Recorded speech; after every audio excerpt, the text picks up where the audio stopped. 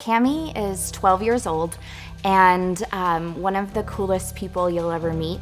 She was born full term and she was about 2 months old when deep in my gut I knew something wasn't right, and we started our journey of doctors and testing and trying to discover what made her body different. I had a friend that had a baby about 6 weeks after Cami was born. My friend's baby looked me in the eye, even as a newborn, and Cami was still kind of staring off. And it was the only way I can explain it. It was like a moment of pure knowledge poured into my being that something was wrong. About 4 or 5 months into Cami's life, she still wasn't developing correctly or on pace with typical kids. And we'd been seeing her doctor every month to try to follow up and figure out what we could do for her. And the doctor gave me this flyer for EPU and said, "You should go there. I don't have any idea what they do there, but you should take her there. They help kids like Cami." And we walked in the door at EPU and instantly there was a different feeling.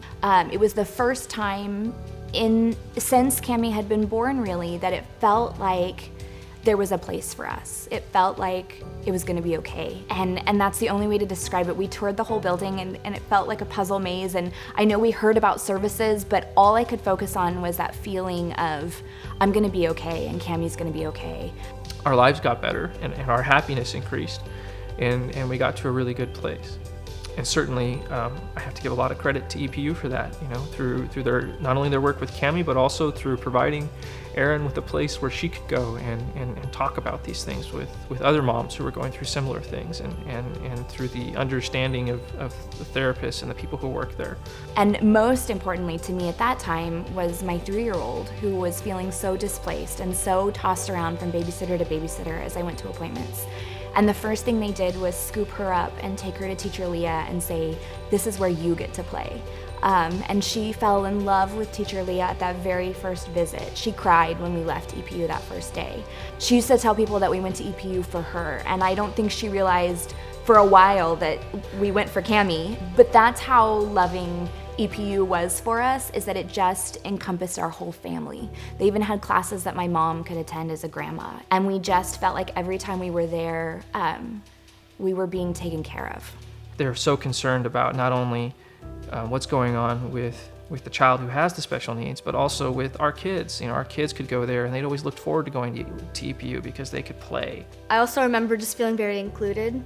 Like I thought I went there for me. I still do think we go there for me, because it wasn't just about Cami all the time. It was also about how everyone felt and if everyone was doing okay. We saw development, and that was always exciting. But the most exciting thing that Cami did at EPU was she learned how to walk. She was almost exiting the program. She didn't really walk till about 2.5, 3. And Stacy helped us find a walker that was small enough for her, and we would take painstaking steps in the hallway. And there was a day that we were doing a loop around the hallway, and Stacy and I were both on our hands and knees playing with toys, trying to get her to walk, trying to get her to move. And we ran into Marion Karen, and she reached for Marion. And she picked her up, and Cami laid her little head on her shoulder and held on to her for the longest time.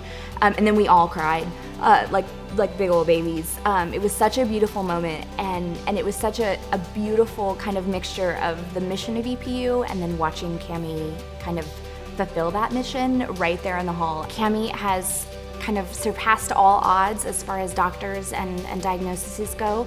She's 12 and we still don't know what makes her body work the way it does. We changed our thinking with her, and we realized that it's not about what is going on with her or what will happen to her. It's about who she is today and in the moment. And what we realize is that she's actually very happy. Cami Heasley. That's you. That's you. She doesn't know that she has some of the issues that she does. I know she gets frustrated sometimes trying to communicate because she can't. She's nonverbal. Cami, quiet. I think one of the hardest things about being a family with a child with special needs is that you feel conspicuous a lot of the time. You feel like people are looking at you. I think once you experience the feeling that you get at EPU, you want to give back. You want to give everything you have to make sure that that place continues to be special for the next group of parents that wander in off the street, confused and lost and scared.